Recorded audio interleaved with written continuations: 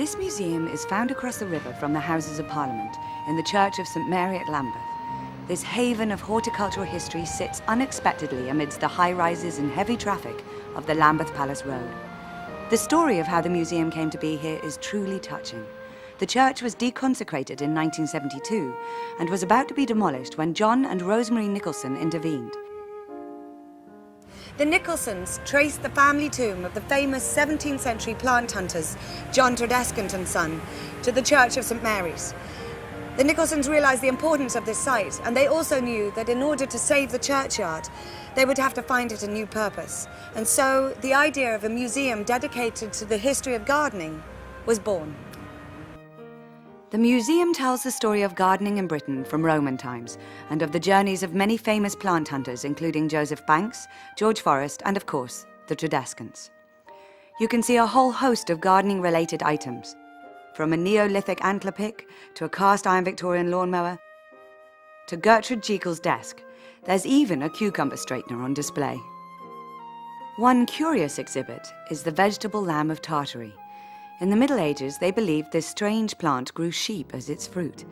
As you can see, the little furry creature with its legs and tail does bear more than a passing resemblance to a lamb. It is, in fact, the stem of a fern found in Central Asia called Chipotium barometz.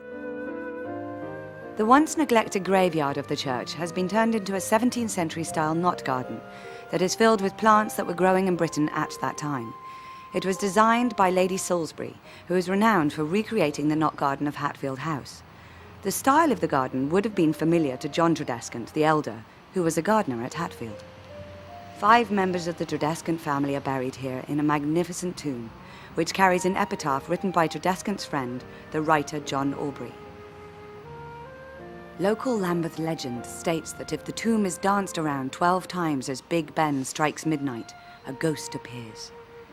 William Bligh is also buried in this churchyard. The sea captain retired to Lambeth after the mutiny on the Bounty.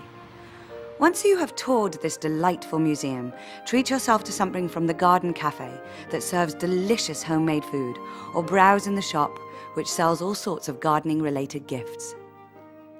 If your visit to the museum has inspired you to get gardening, they have a series of themed evenings and lectures to help you improve your skills. Plus, they have the occasional jazz night, a perfect way to relax after a hard day in the garden.